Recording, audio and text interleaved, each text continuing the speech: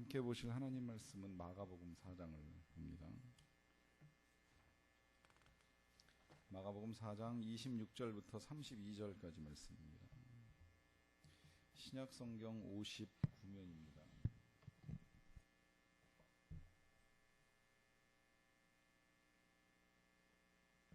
마가복음 4장 26절부터 32절까지 말씀을 다 같이 한 목소리로 받들어 읽겠습니다.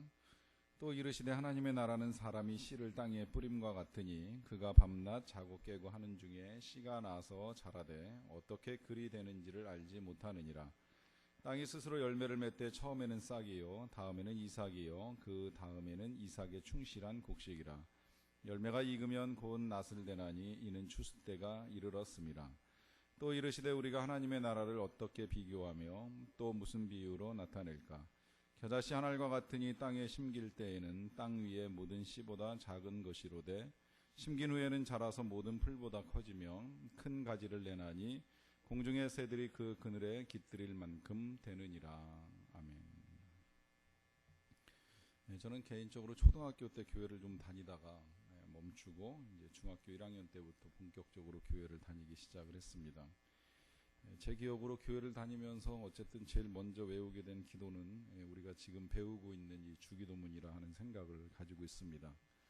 사실 지금은 못 외우는 걸 부끄럽게 생각하지 않습니다. 지금 이제 우리 교단과 교회가 주기도문과 사도신경을 바꿔가지고 지금 한 3년째 쓰고 있는데 여러분들 다 외우셨는지 모르겠지만 저는 외웠다가도 자꾸 잊어버리게 되니까 이제 혼란스러울 때가 좀 있어요. 그래서 지금도 그 예배 시간에는 정식으로 그냥 제가 이 사도신경이나 이런 것들은 아예 이렇게 기록된 걸 가지고 이제 보면서 틀리지 않게 발음을 하려고 읽고 있을 때가 많습니다. 언젠가 한 2년 전쯤인가 신방을 하는데 새로 바뀐 사도신경으로 신앙고백을 같이 하자고 하니까 씩씩하게 한 분이 외워서 이 새로 바뀐 사도신경을 하시다가 나는 전능하신 아버지 하나님을 믿습니다. 나는 그의 유일하신 아들을 믿습니다. 그러다가 계속 이어서 나는 성령으로 잉태되어 하면서 바꾸질 못해가지고 이제 이 표현이 바뀌는 일을 본 적이 있는데 그렇기 때문에 차라리 보고 틀리지 않는 게 이제 옳다 하는 생각을 나름 가지고 있어요. 그런데 중학교 1학년 때 언제 어린 마음에 못 외우면 창피하니까 또 그때만 하더라도 외우는 걸 되게 잘했으니까 빨리 외웠고 열심히 외웠습니다. 그래서 들은 대로 그냥 이제 외웠어요. 외우다 보니까 이제 어떤 문제가 생기느냐면 이 주님이 가르쳐 주신 기도를 성경을 읽지 않고 혹은 책에 쓰여 있는 걸 보지 않고 그냥 외우다 보니까 이제 오늘 우리가 배우게 될 이 부분 지금은 이렇게 기록이 되어 있습니다만은 이제 그때만 하더라도 나라 이 임하시오며라고 기록이 되어 있지 않았습니까? 그래서 이것을 들을 때에는 나라 이라고 듣질 못하고 나라 에라고 들어가지고 이제 나라에 임하시오며라고 하는 식으로 계속 들어왔던 기억이 있어요. 그러다 보니까 이제 저도 그렇게 외웠고 이제 외우면서 그런 의문은 확실하게 있었던 것 같아요. 왜 예수님이 기도를 가르쳐 주실 때에 나라에 임하시오고라고 하는 기도를 드리게 하셨을까 하는 이제 그런 의문입니다.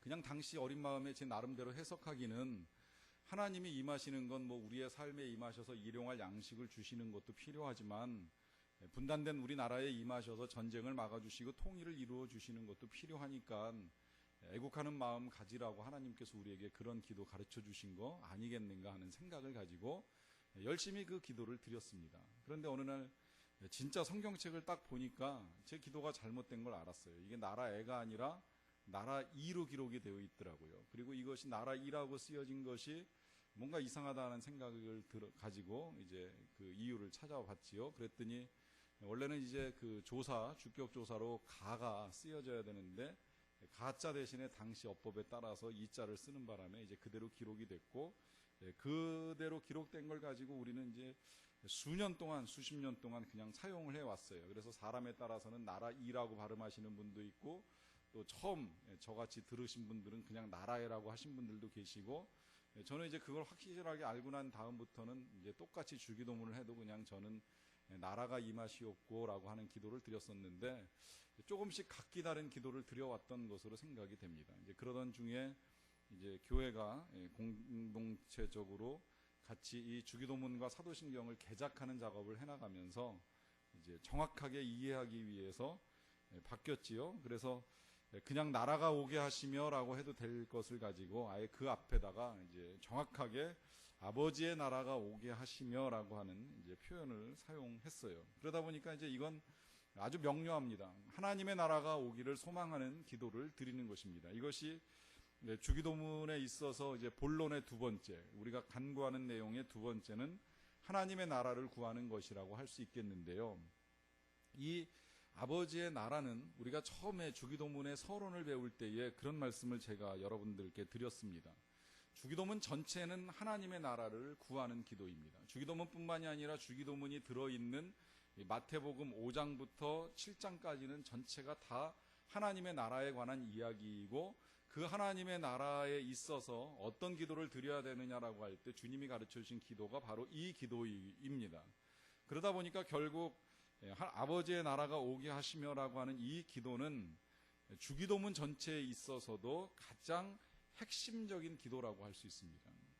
주기도문 전체가 하나님의 나라를 구하는 것인데 그 가운데서 아버지의 나라가 오게 하시며라고 말을 하고 있으니까 당연히 이것이 핵심이 되겠지요. 또 핵심이 되는 이유가 다시 역으로 생각을 해봐도 틀리지 않습니다. 그것은 먼저 하나님의 나라가 성취되는 곳에서 하나님의 이름이 거룩하게 되기 때문입니다. 어디든지 하나님의 나라가 이루어지면, 하나님의 나라가 성취되면 거기서 하나님의 이름이 거룩하게 여김을 받습니다. 예를 들어서 하나님의 나라가 성취된다는 것이 어떤 곳이냐? 화해가 일어나는 것, 사랑이 이루어지는 곳이 하나님의 나라가 성취되는 곳이고, 그러면 거기서 하나님이 영광을 받으시겠지요. 어디서 또 성취가 될까요? 구제와 섬김의 사역이 이루어지는 곳에서 하나님의 나라가 이루어집니다. 그러면 거기서 구제와 섬김의 사역을 하는 그리스도인들을 통해서 하나님의 이름이 거룩하게 됩니다. 복음이 전파되는 곳에서 하나님의 나라가 성취되겠지요. 그 복음이 성취되는 그곳이 하나님의 이름이 높임을 받는 자리가 되는 것입니다. 또한 하나님의 뜻이 실현되는 곳이 하나님의 나라입니다. 하나님의 나라는 사람의 생각이 실천되는 곳이 아닙니다. 사람의 생각이 주장되는 곳이 아닙니다. 사람의 생각이 주장되면 악한 생각 내지는 분쟁과 다툼을 불러일으킬 가능성이 매우 큽니다. 반면에 하나님의 뜻이 실현되는 곳에서는 하나님의 공의, 하나님의 사랑이 나타나기에 그곳이 바로 하나님의 나라가 됩니다.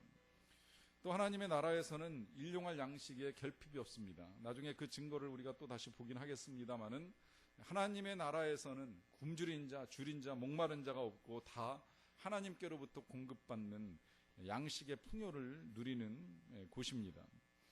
또 하나님의 나라에서는 이웃과의 관계성에 관한 문제가 풀립니다. 여기서 이 이웃과의 관계성은 조금 그냥 어려운 용어로 사용을 하자면 이제 타자와의 관계성인데요. 이 타자라고 하는 것이 이 하나님도 포함이 되고 그 다음에 이제 모든 나를 제외한 모든 사람이 다 타자의 범주에 들어갈 수 있습니다. 그래서 하나님과의 관계 속에서는 우리를 용서해 달라고 하는 기도를 드리는 것이고, 또 타자와의 관계, 이웃과의 관계 속에서는 나도 그들을 용서하겠노라 하는 고백을 하게 되는데, 그와 같이 하나님의 용서가 경험되고 또 다른 사람을 향한 용서가 실현되는 곳이 바로 하나님의 나라입니다. 그러다 보니까 이제 하나님의 나라에서는 자연스럽게 시험과 악의 문제가 해결이 되지요.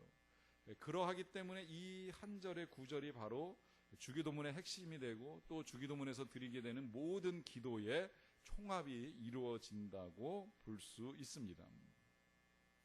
이 하나님의 나라가 중요한 이유는 부활하신 예수님께서 제자들과 나누신 대화의 총 주제이기 때문입니다. 예수님께서 부활하시고 나서 무슨 일을 하셨는가? 성경은 예수님이 십자가에 달리시기 전에는 4개의 복음서가 다 보통 한 16장에서 많게는 28장 가까이 기록을 하고 있습니다. 반면에 부활하시고 난 다음에는 아주 짧게 1장 내지 2장 혹은 한 절, 몇 절 정도로 이렇게 부활의 사건을 나누고 있는데요. 그렇지만 짧은 한 절이라고 할지라도 그 한 절 속에서 예수님이 뭘 하셨는지가 명확하게 드러납니다. 그것이 사도행전 1장 3절이라고 할 수 있겠는데요. 제가 읽어드립니다. 그가 고난받으신 후에 또한 그들에게 확실한 많은 증거로 친히 살아계심을 나타내사 40일 동안 그들에게 보이시며 하나님 나라의 일을 말씀하시니라. 예수님이 40일 동안 살아계셨는데 부활하시고 난 다음에 승천하실 때까지 이 40일 동안에 하신 일, 여기 지금 크게 두 가지로 나뉘어지는데, 하나는 많은 증거로 살아계심을 보여주셨다는 거예요. 그리고 또 하나는 하나님 나라의 일을 말씀하셨다는 거예요.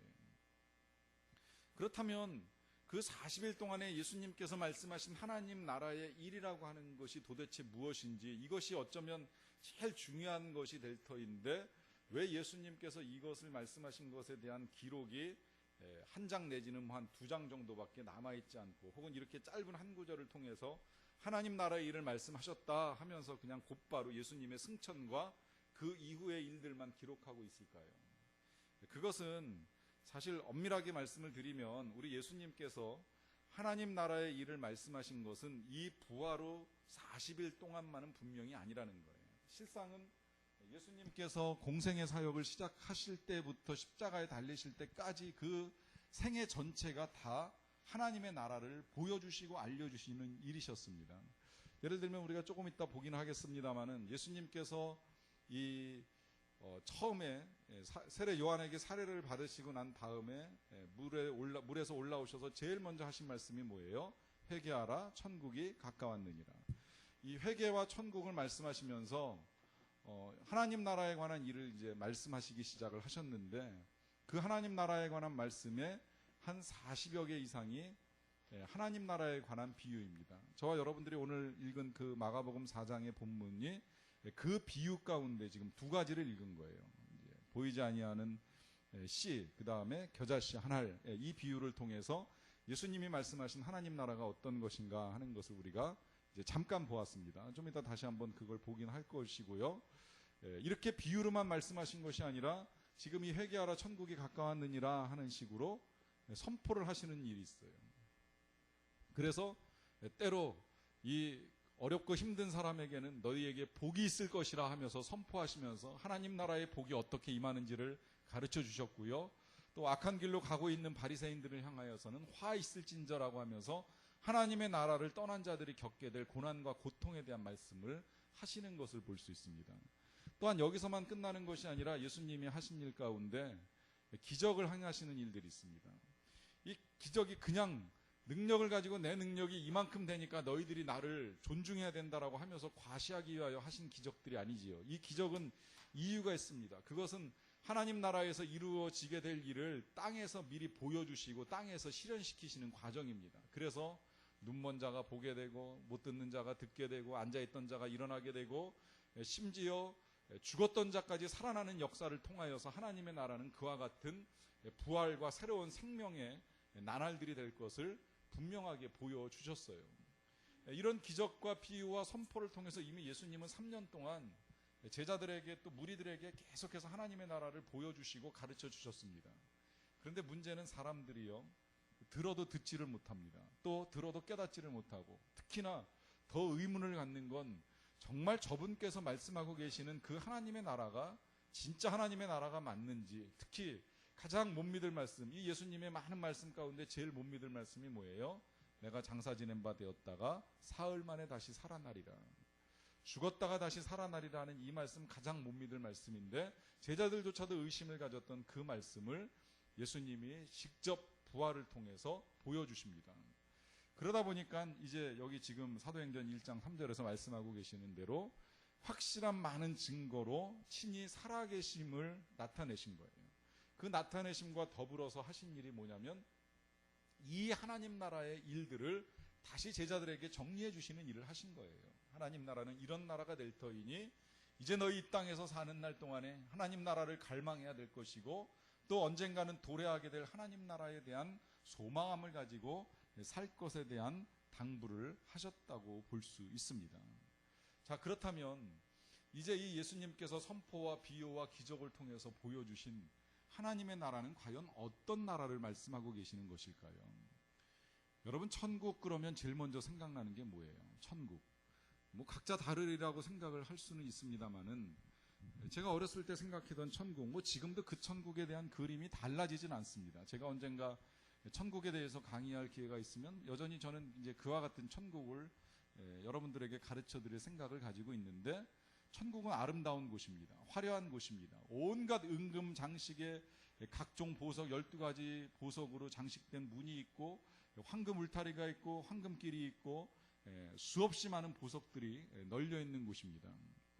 들어가면 기분이 좋을까요? 나쁠까요? 좋을 것도 같지만요, 잘 생각해 보면 나쁠 수도 있습니다. 이 땅에서 그거 모으려고 그렇게 애썼는데 이게 별것 아니라고 하는 사실을 깨닫게 되는 순간에 내가 헛고생했구나라고 하면서 가슴 아파하는 사람도 있을 수 있습니다.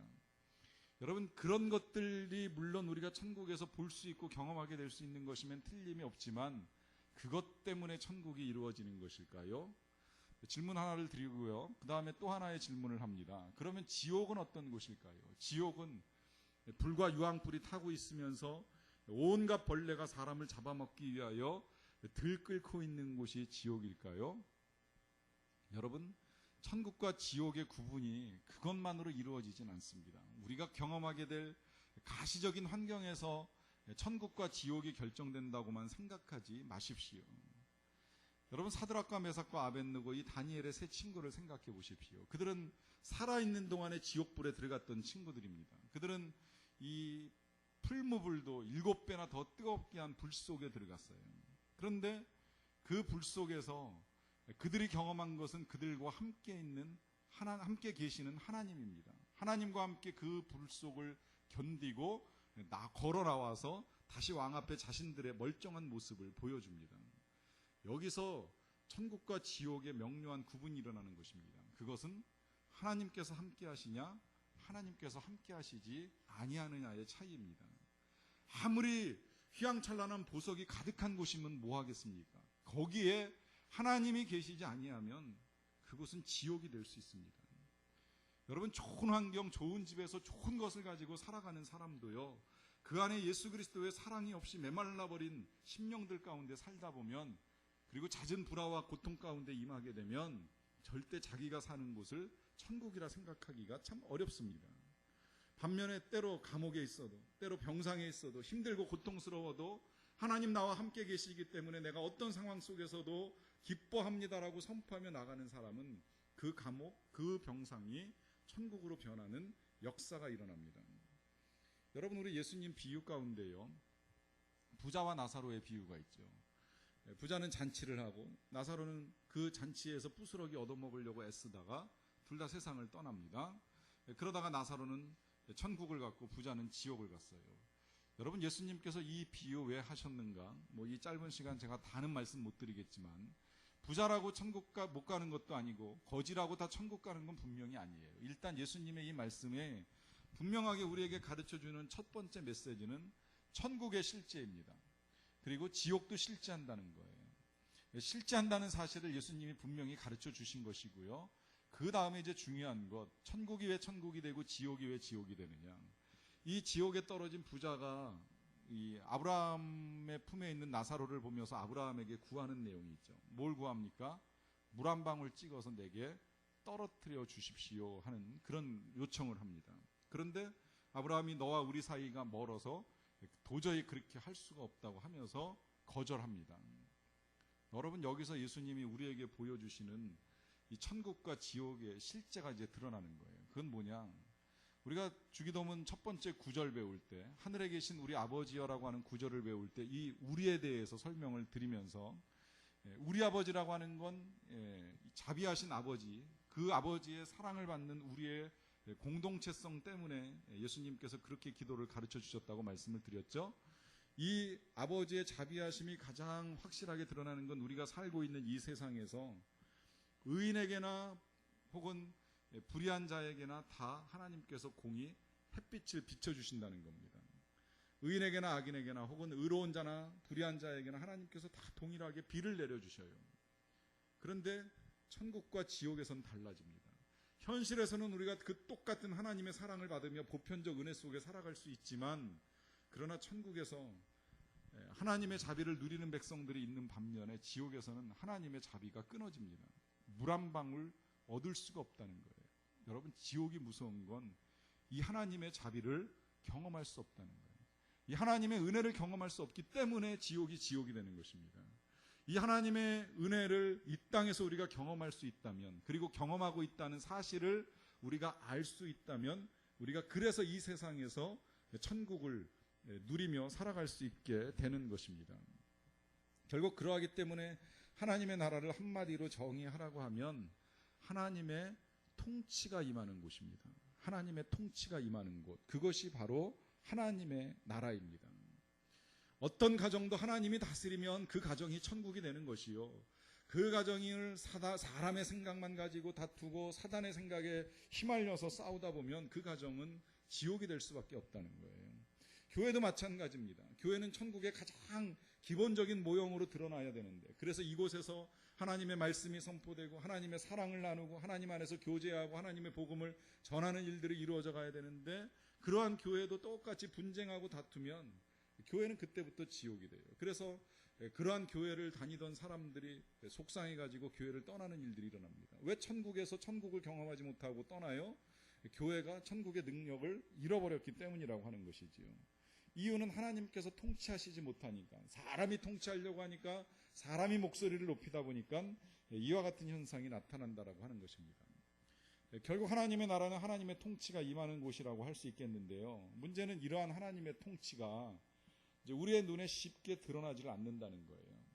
이게 잘 보이지를 않습니다. 그러다 보니까 예수님도 비유를 통해서 이제 가르쳐 주셨어요. 하나님의 나라는 사람이 씨를 땅에 뿌림과 같으니 그가 밤낮 자고 깨고 하는 중에 씨가 나서 자라되 어떻게 그리 되는지를 알지 못하느니라. 존재하기는 해요. 실제하긴 하지만, 그러나 그것이 자라서 어느 정도 성장하기까지에는 어떻게 그렇게 되는지를 잘 알지 못하는, 이것이 하나님 나라의 특성이라는 거예요. 그런데 눈에 쉽게 드러나진 않지만 우리가 또 봐야 될 하나님 나라의 특성을 예수님이 한 가지 더 비유로 그 밑에 말씀하셨잖아요. 마가복음 4장 30절을 보시게 되면, 우리가 하나님의 나라를 어떻게 비교하며 또 무슨 비유로 나타낼까? 겨자씨 한 알과 같으니 땅에 심길 때에는 땅 위의 모든 씨보다 작은 것이로되 심긴 후에는 자라서 모든 풀보다 커지며 큰 가지를 내나니 공중의 새들이 그 그늘에 깃들일 만큼 되느니라. 이 겨자씨를 보신 분들이 계시리라고 생각합니다만 실제 보니까 정말 작더라고요. 이게 좁쌀보다도 작아가지고 모아놓지라면 도대체 이게 진짜 씨인지 흙인지 분간이 안 갈 정도로 작습니다. 그런데 하나님의 나라가 그렇다는 거예요. 다만 이 겨자씨 하나리라고 하는 이 표현 속에 담긴 건 단순히 그것이 작다라고 하는 의미로만 말씀하신 것이 아니지요. 여기에 또 하나 우리가 이해해야 될 겨자씨의 특성, 그것이 하나님 나라의 특성인데, 그것은 바로 생명력을 가지고 있다는 거예요. 이 생명력이라고 하는 단어가 생명과 힘이 합쳐진 단어인데, 이걸 합쳐서 사용해도 좋고, 저는 뭐 그냥 따로 각기 구분된 글자를 합쳤다고 봐도 좋다고 생각을 합니다. 워낙에 좋은 단어다 보니까 제가 우리 교회를 형용할 때 사용하기 위해서 은혜와 생명력 넘치는 이라고 하는 수식어를 사용을 했는데, 이유는 이 생명력이라고 하는 것이 바로 하나님 나라의 특성이기 때문입니다. 시작은 작지만 이 생명력 때문에 자라가고 결국은 자라서 그 자란 결과로 인하여서 모든 풀보다 커지는데, 커져서 그냥 존재를 뽐내는 것이 아니라 공중의 새들이 와서 그 그늘에 깃들인다. 그 그늘에 깃들인다라고 하는 의미는 결국은 이 하나님 나라에서 안식과 평안을 누릴 수 있게 된다라고 하는 것이죠. 이것이 하나님 나라의 특성이라고 하는 거예요. 시작은 작습니다. 그러나 생명력을 가지고 있어서 자라고 자란 결과 안식과 평안이 이루어집니다. 그런데 이 원리를 우리의 삶에 적용하기 위해서 실제로 구약에서 드러나고 신약에서 드러나는 하나님의 나라를 이해할 필요가 있는데요. 그것은 진짜 시작은 미약합니다. 뭐 그냥 구약에서 쉽게 예를 들자면 아브라함 한 사람으로 시작이 됐어요. 한 사람, 어느 날 갑자기 하나님의 부르심을 받고 시작이 됐죠. 근데 그 아브라함이 이삭을 낳고 이삭이 야곱을 낳고 야곱이 요셉을 낳고 하다가 민족이 이루어집니다. 한 민족, 한 나라, 이스라엘이라고 하는 하나님 나라 백성이 만들어지게 되죠. 이것을 통해서 하나님 나라의 원리를 구약에서 우리에게 가르쳐 주는 거예요.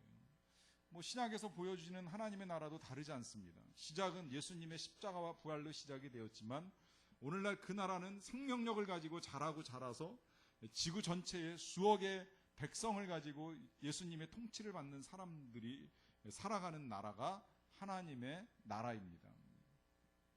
이 말씀을 제가 여러분들에게 드리는 이유는 여러분들도 하나님 나라의 출발점인 겨자씨 같은 삶이 될 수 있다는 거예요.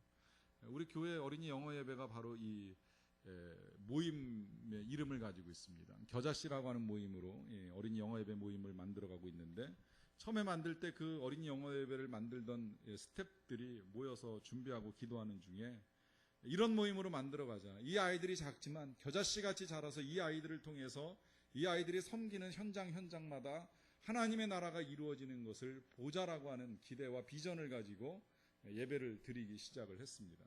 이것이 하나님 나라의 특성이라는 거예요. 나 한 사람은 별 볼 일 없지만 나 한 사람으로부터 시작된 그 하나님의 나라가 나를 통하여서 내 가족들에게, 또 가족의 가족들에게, 가족이 만나는 사람들에게 전파되는 특성, 이것이 하나님의 나라이기에 우리가 우리 안에 있는 하나님의 나라를 결코 작거나 보잘것없는 것으로 생각할 수는 없다는 의미입니다. 그러한 하나님 나라의 특성 가운데 또 한 가지가 풍요로움이라고 할 수 있겠는데요.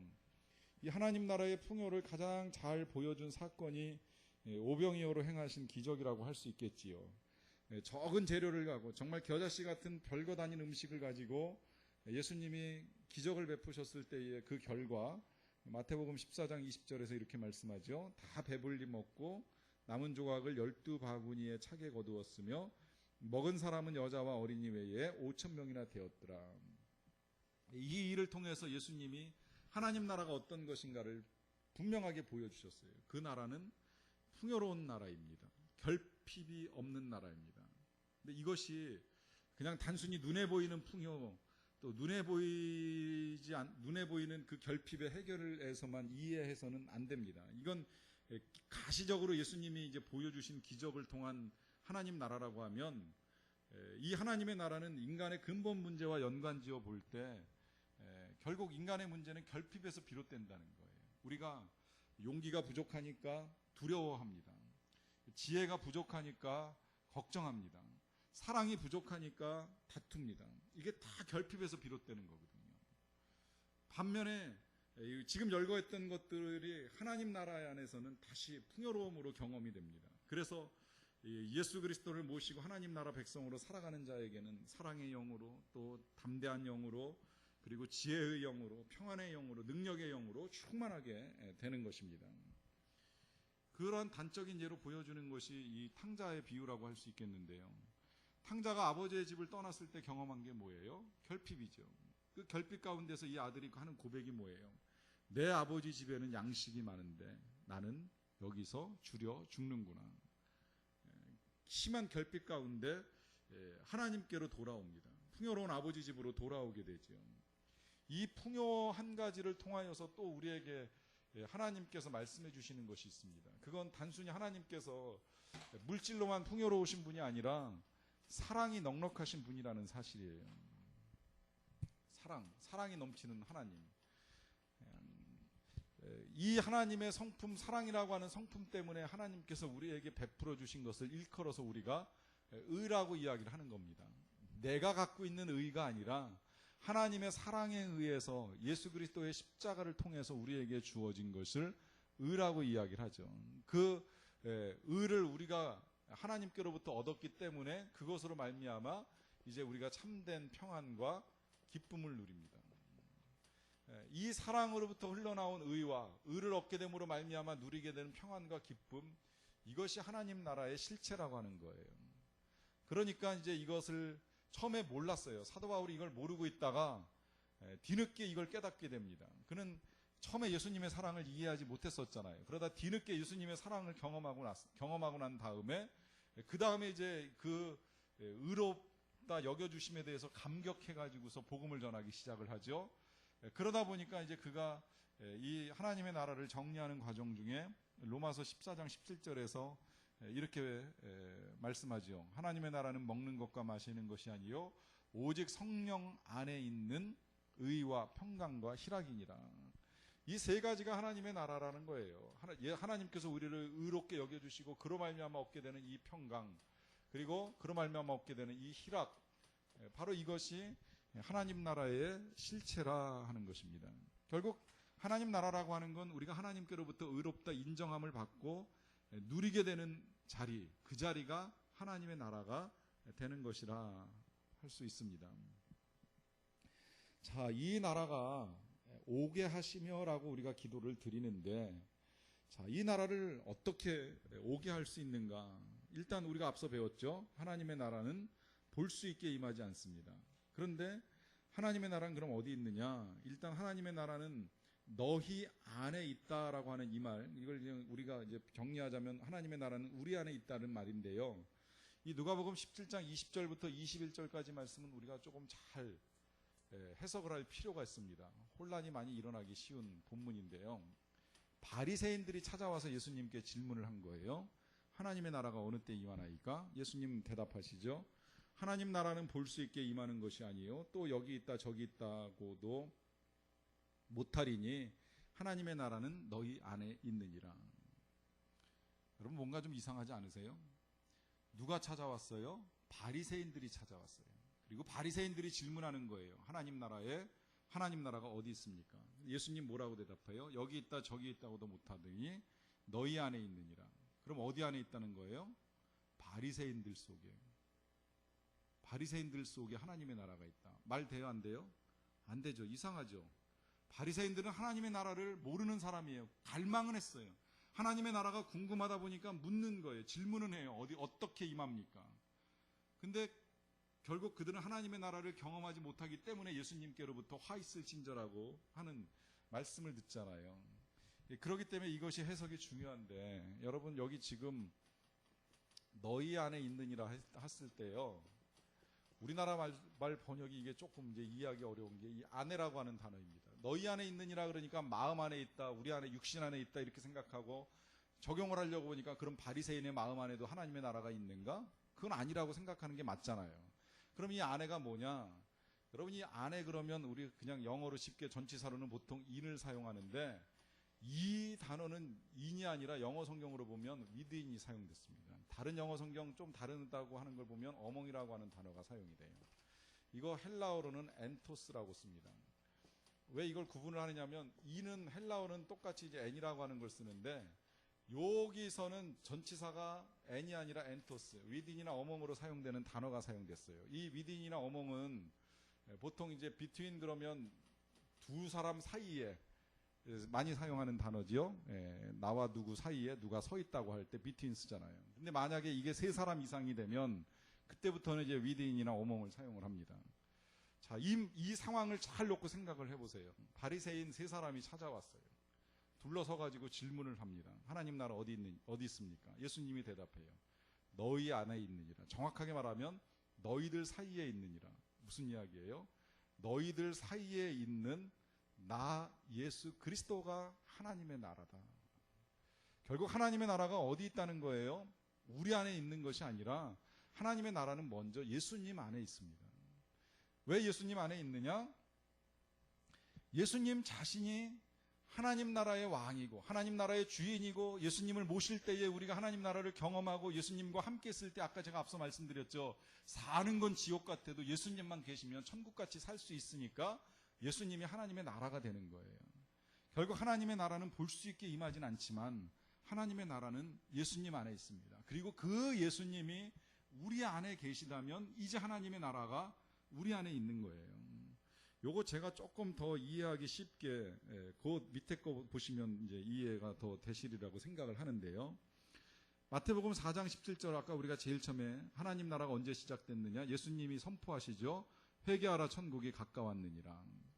자, 이 말씀도요, 저도 그랬지만 뭐 많은 분들이 이제 혼란을 일으켰어요. 회개하라 천국이 가까웠느니라 딱 듣는 순간에 무슨 생각이 드느냐면, 천국이 곧 임할 것이니까 빨리 회개를 해야 되겠구나 하는 생각을 하면서 이것을 시간적으로 이해를 합니다. 물론 시간적으로 틀린 건 아니에요. 틀린 건 아닙니다.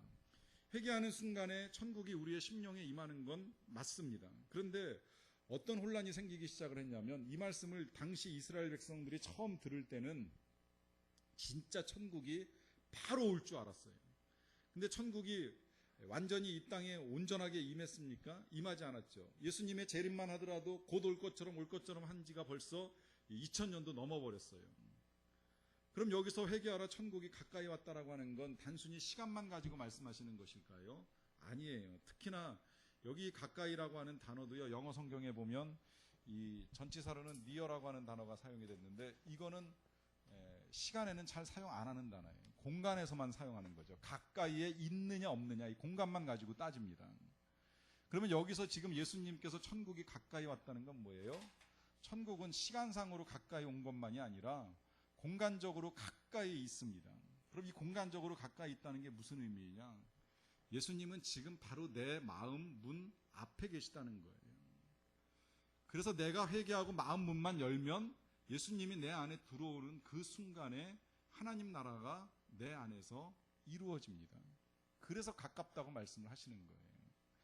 그러니까 이제 하나님의 나라가 예수님 안에 있다라고 하는 것이 좀 더 명료해지셨죠. 하나님의 나라는 결국은 예수 그리스도를 통해서 이 땅에 시작이 되었고, 그 예수 그리스도가 이 땅에서 보여주셨고, 결국은 예수님의 재림으로부터 완성이 됩니다.